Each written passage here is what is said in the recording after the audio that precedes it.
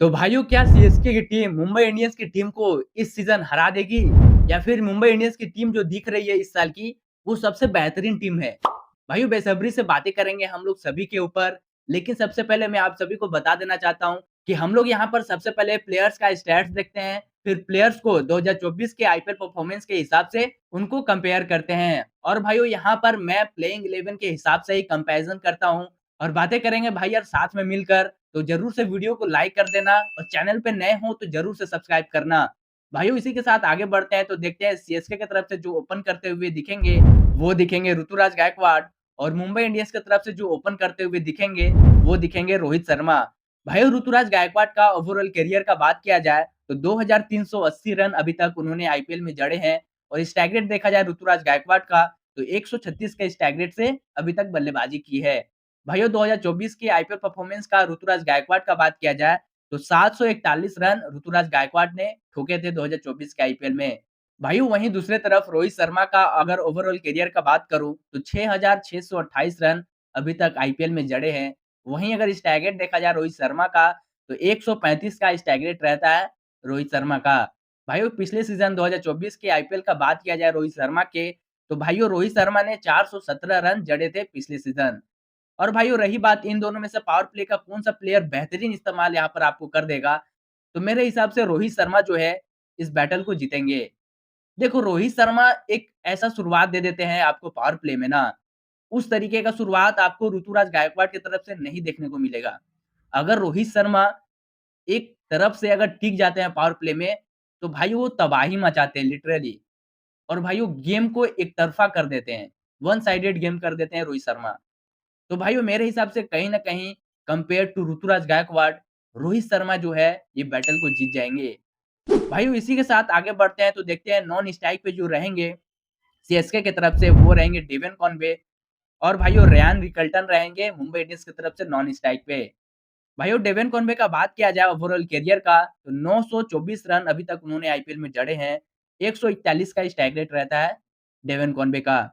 भाइयों पिछले season IPL का बात किया जाए तो डेवन कॉनवे ने एक भी मैच नहीं खेली थी पिछले सीज़न बिकॉज़ उनके बैक इंजरी हुआ था उनका, तो इसी कारण से वो पिछले सीज़न नहीं खेले थे।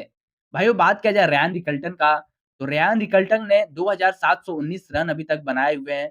137 का स्ट्राइक रेट रहता है रेयान रिकल्टन का। भाइयों रेयान रिकल्टन का मैंने आपको टी20 का स्टैट्स देखकर बताया है बिकॉज़ ऑफ भाइयों रेयान रिकल्टन जो है, वो पहला-पहला उनका आईपीएल होगा। भाइयों बात किया जाए इन दोनों में से पावर प्ले का बेहतरीन इस्तेमाल कौन करके आपको दे देगा, तो मेरे हिसाब से जो है डेवन कॉनवे ये बैटल को डेफिनिटली जीतेंगे।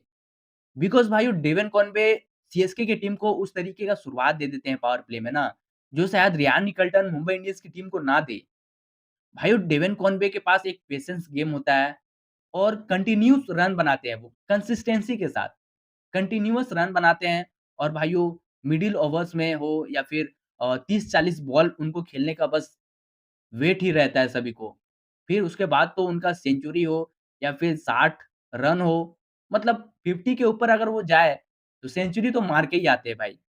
तो मेरे हिसाब से भाइयों डेवन कॉनवे जो है इस बैटल को जीतेंगे और अब होता है सीएसके के पास भाइयों 1 पॉइंट और मुंबई इंडियंस के पास भी 1 पॉइंट। भाइयों इसी के साथ देखेंगे 3 नंबर पे जो सीएसके की तरफ से बैटिंग करने आएँगे, वो आएँगे रचिन रविंद्र और 3 नंबर पे विल जैक आएँगे मुंबई इंडियंस की तरफ से। भाइयों रचिन रविंद्र का बात किया जाए तो 222 रन रचिन रविंद्र ने अभी तक आईपीएल में जड़े हैं और 160 का स्ट्राइक रेट रहता है रचिन रविंद्र का। उनका पहला-पहला ही आईपीएल था 2024 का आईपीएल और भाइयों वहीं दूसरे तरफ विल जैक का बात किया जाए, तो विल जैक ने 230 रन जड़े हैं।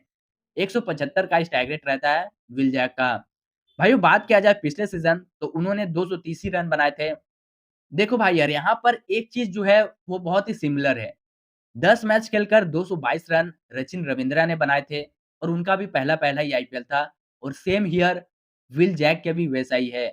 उनका भी पहला ही आईपीएल था जो कि उन्होंने आरसीबी के साथ खेली थी। 230 रन बनाए थे, 175 का स्ट्राइक रेट है और सेम 10 ही मैच खेले थे उन्होंने जिसमें से 230 रन बनाए थे।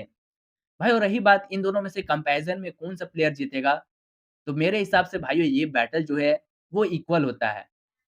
आप लोग अपने तरफ से कंपैरिज़न कर लेना कि कौन-सा प्लेयर जीतता है, लेकिन भाइयों मेरे हिसाब से ये जो बैटल है वो इक्वल होगा। क्योंकि भाइयों देखो रचिन रवींद्रा भी एक बहुत अच्छे तरीके से स्पिन खेल लेते हैं, बहुत ही अच्छे तरीके से। और सेम विल जैक भी जिस तरीके का इंटेंस देखने को मिला 2024 के आईपीएल में विल जैक का और रचिन रवींद्रा का भी, दोनों का ही सेम इंटेंट है, आकर ही ताबड़तोड़ बल्लेबाजी करना है और भाई साहब स्ट्राइक भी देखने को मिल रहा है, वो भी सेम ही है और रन भी इन्होंने 2024 में सेम ही बनाया है। भाई दोनों ही फास्ट बॉलिंग भी बहुत अच्छे तरीके से खेल लेते हैं, तो मेरे को कहीं न कहीं लगा जो है, ये बैटल इक्वल होना चाहिए। भाइयों इसी के साथ आगे बढ़ेंगे तो देखेंगे राहुल त्रिपाठी आएँगे सीएसके की तरफ से 4 नंबर पे और 4 नंबर पे आएँगे सूर्य कुमार यादव मुंबई इंडियंस की तरफ से। भाइयों राहुल त्रिपाठी का बात करूँ तो 2236 रन अभी तक उन्होंने आईपीएल में जड़े हैं। 139 का स्ट्राइक रेट रहता है राहुल त्रिपाठी का।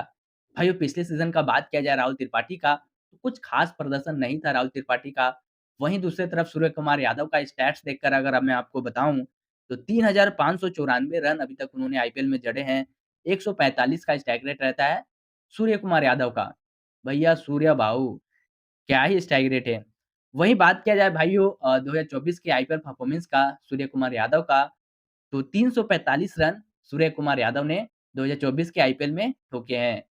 भाइयों रही बात इन दोनों में से कंपैरिज़न में कौन-सा प्लेयर बेहतरीन आपको दिख रहा है? शायद आपको भी दिख रही होगी कौन-सा प्लेयर यहाँ पर जीतेगा? डेफिनिटली भाइयों सूर्य कुमार यादव। देखो राहुल त्रिपाठी ऐसा नहीं है कि वो हर बैटल में हार जाते हैं तो वो खराब प्लेयर है। भाइयों लिटरली राहुल त्रिपाठी एक गेम को कहीं न कहीं चलाते भी हैं। भाई साहब स्पिन भी अच्छा खेल लेते हैं, फास्ट भी अच्छा खेल लेते हैं। लेकिन कहीं न कहीं आपको उस तरीके का इंटेंट दिखाना पड़ेगा, खासकर आईपीएल जैसे बड़े-बड़े लीग में। तो वहाँ पर सूर्य कुमार यादव जो है, आपको जीतते हुए नज़र आएँगे। एक अलग लेवल का प्लेयर सूर्य कुमार यादव। भाइयों इसी के साथ आगे बढ़ेंगे तो देखेंगे 5 नंबर पे जो आएँगे सीएसके की तरफ से, वो आएँगे सैम करन और 5 नंबर पे तिलक वर्मा आएँगे मुंबई इंडियंस की तरफ से। भाइयों सैम करन का अभी तक अगर मैं आपको ओवरऑल करियर का बताऊँ, तो 883 रन अभी तक सैम करन ने बनाया है। 136 का स्ट्राइक रेट रहता है सैम करन का। भाइयों पिछले सीज़न का बात किया जाए सैम करन का, तो 416 रन प्लस 12 विकेट निकाले थे पिछले सीज़न। भाइयों तिलक वर्मा का बात किया जाए तो 1156 रन तिलक वर्मा ने ठोके हैं। 146 का स्ट्राइक रेट रहता है तिलक वर्मा का भी और 416 रन सेम ईयर बनाए थे तिलक वर्मा ने पिछले सीज़न। भाइयों रही बात तिलक वर्मा और सैम करन में से कौन-सा प्लेयर यहाँ पर आपको जीतते हुए दिखेगा? तो भाइयों आई थिंक सैम करन जो है कंपेयर टू तिलक वर्मा, ये बैटल को जीत जाएँगे। क्योंकि सैम करन के पास एक गेम है। उनका इंटेंट साफ-साफ क्लियर रहता है और साथ ही साथ उनका जो उनके पास जो एक एडवांटेज हो जाती है बॉलिंग का और साथ ही साथ बैटिंग कर लेते हैं। बैटिंग करके उन्होंने पिछले सीज़न 416 रन लिटरली बनाए हैं और 12 विकेट भी लिए साथ ही साथ। तो उनके पास जो है एक ऑल-राउंडर का जो भूमिका निभाते हैं वो, शायद यही वजह है कि इस बैटल में भी उनको जिताती है। भाई तिलक वर्मा का भी बहुत ही अभी अच्छे फ़ॉर्म में चल रहे हैं तिलक वर्मा। लेकिन ऐसा नहीं है कि तिलक वर्मा खराब प्लेयर है। बहुत बेहतरीन प्लेयर है तिलक वर्मा। नेक्स्ट सुपरस्टार है इंडियन क्रिकेट टीम के। भाइयों इसी के साथ आगे बढ़ते हैं तो देखते हैं 6 नंबर पे जो सीएसके की तरफ से आएँगे, वो आएँगे शुभम दुबे और नमन धीर जो आएँगे, वो आएँगे मुंबई इंडियंस की तरफ से 6 नंबर पे। भाइयों बात किया जाए शिवम दुबे का, तो 146 का स्ट्राइक रेट से 396 रन पिछले सीज़न बनाए थे। वहीं बात किया जाए नमन धीर का, तो 177 का स्ट्राइक रेट से 140 रन ठोके थे नमन धीर ने भी। भाइयों बात किया जाए शिवम दुबे का ना, तो देखो एक पावर हिटर बैट्समैन है। वो आपको 15 से 20 ओवर के बीच में स्पिन भी बहुत अच्छे तरीके से खेल लेते हैं और लिटरली 170 प्लस स्ट्राइक रेट रहता है। 16 से 20 ओवर में आपको देखने को मिल जाता है शिवम दुबे का। वहीं बात किया जाए भाई नमन धीर का, तो उन्होंने भी ठीक ही ठाक बल्लेबाजी की थी। लेकिन भाइयों कंपेयर करें अगर शिवम दुबे से, तो वहाँ पर आपको नमन धीर हारते हुए दिख जाएँगे। क्योंकि भाइयों शिवम दुबे जो है, वो एक बेहतरीन ऑल-राउंडर भी है। बॉलिंग करके उन्होंने 8 विकेट निकाले थे पिछले सीज़न और ख़ैर बैटिंग तो वो करते ही है, 396 रन भी बनाए हैं। तो शायद यही वजह है कि शिवम दुबे इस बैटल को जीतेंगे। भाइयों इसी के साथ आगे बढ़ेंगे तो देखेंगे 7 नंबर पे जो आएँगे, वो आएँगे सीएसके की तरफ से रवींद्र जडेजा और 7 नंबर पे मिचेल सैनर आएँगे मुंबई इंडियंस की तरफ से। भाइयों रवींद्र जडेजा का बात किया जाए तो 2959 रन अभी तक आईपीएल में जड़े हैं और 129 का स्ट्राइक रेट रहता है रवींद्र जडेजा का। 267 रन प्लस 18 विकेट भी चटकाए थे पिछले सीज़न आईपीएल में। वहीं बात किया जाए भाइयों सैंटनर का, तो सैंटनर ने 15 विकेट चटकाए थे पिछले सीज़न, 6 का इकोनॉमी रहता है मिचेल सैंटनर का। भाइयों देखो, दोनों ही लेफ्ट हैंड बॉलर हैं, दोनों के पास भी वेरिएशन नहीं है, दोनों के पास वेरिएशंस नहीं है। हाँ, दोनों ही फ्लैट फेंकते हैं। मिचेल सैंटनर जो है, वो ज़्यादातर बॉल जो है वो फ्लैट करवाते हैं, ठीक है? वहीं रवींद्र जडेजा जो है, वो मिडल स्टंप पे ज़्यादातर बॉल रखने को देखते हैं और विकेट्स भी चटकाते हैं। देखो भाइयों, रवींद्र जडेजा का बात करूँ, तो बैटिंग भी बहुत अच्छे तरीके से कर लेते हैं सीएसके की तरफ से और भाई साहब पता नहीं कितने मैचेस जिताए हैं सीएसके के लिए। वो एक फिनिशर का रोल तो अदा करते ही करते हैं सीएसके के लिए और साथ ही साथ बॉलिंग भी करके दे देते हैं सीएसके को। वही जो आपको बॉलिंग का एडवांटेज जो है, वो जडेजा के पास है, वही इस बैटल में जिताती है उनको। और कहीं न कहीं मिचेल सैंटनर भी बैटिंग करते हैं, ऐसा नहीं कि वो बैटिंग नहीं करते हैं। लेकिन कंपेयर करें अगर इन दोनों का, तो वहाँ पर आपको रवींद्र जडेजा जीतते हुए दिखेंगे। भाइयों इसी के साथ आगे बढ़ते हैं तो देखते हैं 8 नंबर पे जो आएँगे, वो आएँगे महेंद्र सिंह धोनी और 8 नंबर पे मुंबई इंडियंस की तरफ से आएँगे, वो आएँगे हार्दिक पांड्या। भाइयों महेंद्र सिंह धोनी का अगर मैं बात करूँ ओवरऑल करियर का, तो 5243 रन महेंद्र सिंह धोनी ने अभी तक बनाए हैं आईपीएल में और 137 का स्ट्राइक रेट रहता है महेंद्र सिंह धोनी का। वहीं बात किया जाए भाइयों हार्दिक पांड्या का, तो हार्दिक पांड्या ने 2525 रन अभी तक आईपीएल में बनाया है। वहीं बात किया जाए स्ट्राइक रेट का, तो भाइयों 145 का स्ट्राइक रेट ऑलमोस्ट रहता ही रहता है। भाइयों रही बात इन दोनों में से कौन-सा प्लेयर यहाँ पर आपको जीतते हुए दिखेगा, तो आई थिंक हार्दिक पांड्या जो है, ये बैटल को डेफिनिटली जीतेंगे। भाइयों उनका जो इंटेंट है गेम को लेकर खासकर और वो आईपीएल में जिस तरीके से खेलते हैं, मेरे को नहीं लगता कि इस बैटल में महेंद्र सिंह धोनी जीतेंगे। क्योंकि देखो हाँ, ये बात भी है कि उनको ज़्यादातर मौके नहीं मिलते हैं, उतरने का मौका नहीं मिलता भाई। रवींद्र जडेजा जो है, उनको घेर के रखते हैं और ज़्यादा से ज़्यादा 2-3 बॉलें ही खेलते हैं महेंद्र सिंह धोनी। लेकिन कहीं न कहीं जो है, ये बैटल को हार्दिक पांड्या जीतेंगे। ये चीज़ मानना पड़ेगा भाई, ये चीज़ मानना पड़ेगा और जिस तरीके से फिनिश करते हैं गेम को हार्दिक पांड्या, शायद ही कोई अभी तक इंडियन क्रिकेट टीम में उस तरीके का फिनिशर आया हो। देखो 90s में आया होगा, मैं ये नहीं कह रहा हूँ कि 90s में नहीं होंगे इंडियन क्रिकेट टीम में इस तरीके का फिनिशर। लेकिन भाइयों हार्दिक पांड्या एक अलग लेवल का जेनुइन है और इस जनरेशन में खासकर हार्दिक पांड्या बेस्ट फिनिशर हैं और एक गजब का ऑल-राउंडर। तो मेरे हिसाब से हार्दिक पांड्या जो है, ये बैटल को जीतेंगे। भाइयों आपके हिसाब से कौन-सा प्लेयर यहाँ पर जीतेगा और क्या नहीं होना चाहिए, क्या होना चाहिए? आप कमेंट करके ज़रूर बताना। ऐसा नहीं है कि भाइयों मैं मुंबई इंडियंस की तरफ से होकर बात कर रहा हूँ या फिर सीएसके के होकर बात कर रहा हूँ। मैं जस्ट अपना जेन्युइन ओपिनियन आप ही के साथ शेयर कर रहा हूँ और आप लोग तो देख ही रहे होंगे। बिकॉज़ ऑफ भाई मेरा ज़्यादातर वीडियोज़ एडिटेड नहीं होता है। मैं जस्ट मेरे पास एक डायरी है जो कि मैं आज आपको दिखाई देता हूँ। ये डायरी है, इसमें मैं स्क्रिप्टेड लिखता हूँ। ज़्यादातर प्लेयर्स के स्टैट्स होते हैं, जस्ट वही देखकर मैं आपको बताता हूँ और हम लोग बातें करते हैं और कंपैरिज़न करते हैं मिलकर। भाइयों जो मेरे पुराने व्यूअर्स होंगे या फिर सब्सक्राइबर्स होंगे, उनको ये चीज़ पता है। अगर आप नए हो मेरे चैनल पे, इसलिए मैंने आपको ये चीज़ बता दी। भाइयों इसी के साथ आगे बढ़ते हैं तो देखते हैं 9 नंबर पे जो सीएसके की तरफ से आएँगे, वो आएँगे जेम्स ओवरटन और दीपक चहर आएँगे मुंबई इंडियंस की तरफ से 9 नंबर पे।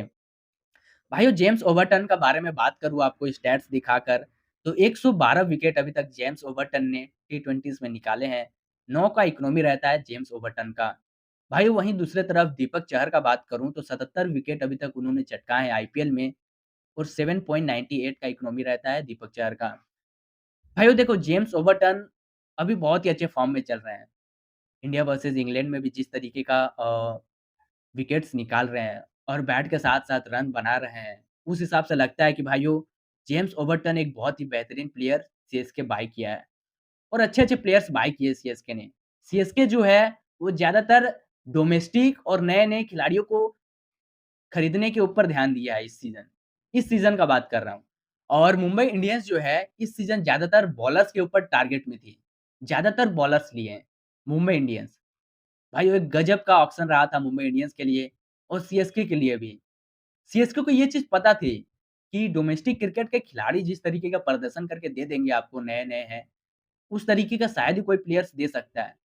शायद यही वजह है कि सीएसके इस सीज़न ज़्यादातर डोमेस्टिक क्रिकेट के खिलाड़ियों के ऊपर ध्यान दिया था।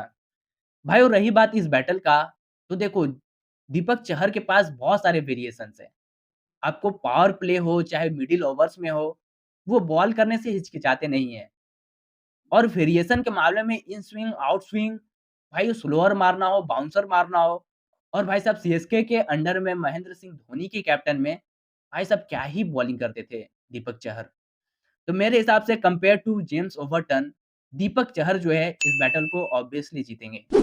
भाइयों इसी के साथ आगे बढ़ते हैं तो सीएसके की तरफ से जो आएँगे, वो आएँगे खलील अहमद और भाइयों जसप्रीत बुमराह आएँगे मुंबई इंडियंस की तरफ से। खलील अहमद का भाइयों स्टैट्स देखूँ तो 74 विकेट अभी तक उन्होंने चटकाए हैं। 8.84 का इकोनॉमी रहता है खलील अहमद का। भाइयों वहीं दूसरी तरफ जसप्रीत बुमराह का बात करूँ तो 165 विकेट उन्होंने चटकाए हैं आईपीएल में। 7.30 का इकोनॉमी रहता है जसप्रीत बुमराह का। बहुत ही कम इकोनॉमी। इकोनॉमी ही तो मैटर करता है भाई आईपीएल में। और कहीं न कहीं खलील अहमद भी बहुत अच्छे बॉलर हैं। लेकिन भाइयों जसप्रीत बुमराह से अगर कंपैरिज़न आ जाए ना, तो वहाँ पर आपको जसप्रीत बुमराह ही जीतते हुए दिखेंगे। क्योंकि देखो उनका शायद मेरे को यहाँ पर इंट्रोडक्शन देने की ज़रूरत नहीं है।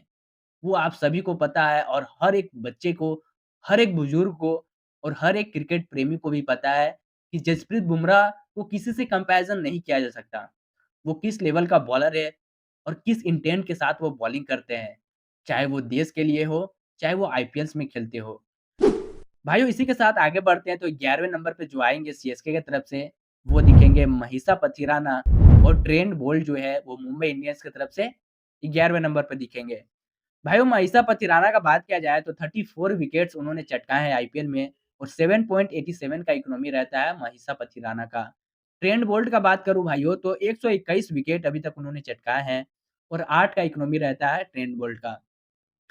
देखो इस कंपैरिज़न में शायद मेरे को यहाँ पर बताने की ज़रूरत नहीं है, इस कंपैरिज़न में कौन जीतेगा। भाइयों अगर आपको जितानी हो इस कंपैरिज़न वीडियो में इन दोनों में से तो कौन से प्लेयर को आप जिताओगे? Definitely Trent Boult, definitely Trent Boult. भाई साहब ट्रेंट बोल्ट एक अलग लेवल का बॉलर है और ख़ासकर जिस तरीके से विकेट्स चटकाते हैं पावर प्ले में, भाई अलग लेवल का है, अलग स्तर का बॉलर है ट्रेंट बोल्ट। और जब भाइयों मुंबई इंडियंस की तरफ से जसप्रीत बुमराह और ट्रेंट बोल्ट और साथ ही साथ दीपक चाहर बॉलिंग करेंगे साथ में, तो पता नहीं भाई अगेंस्ट वाली टीम रन कहाँ से बनाएँगे? खैर रन तो बन ही जाएगा कहीं से न कहीं से क्योंकि ये आईपीएल है, लेकिन इंटरेस्टिंग रहेगा देखना। भाइयों अब आती है पारी टोटल पॉइंट्स की, तो भाइयों सीएसके के पास टोटल पॉइंट्स होते हैं 4 पॉइंट और मुंबई इंडियंस के पास टोटल होते हैं 6 पॉइंट। भाइयों 1 पॉइंट जो थी वो था इक्वल हो गया था, वो सचिन रविंद्रा और विल जैक का, तो मैंने सोचा कि दोनों ही बेहतरीन प्लेयर है, इसलिए ये बैटल को इक्वल करना ही सही होगा। भाइयों आप लोग कमेंट करके ज़रूर बताना ये कंपैरिज़न कैसी लगी और भाई साहब मिलते हैं दूसरे ही किसी और कंपैरिज़न वीडियो के साथ, किसी और टीम को कंपेयर करते हुए। तब तक के लिए थैंक यू सो मच भाइयों।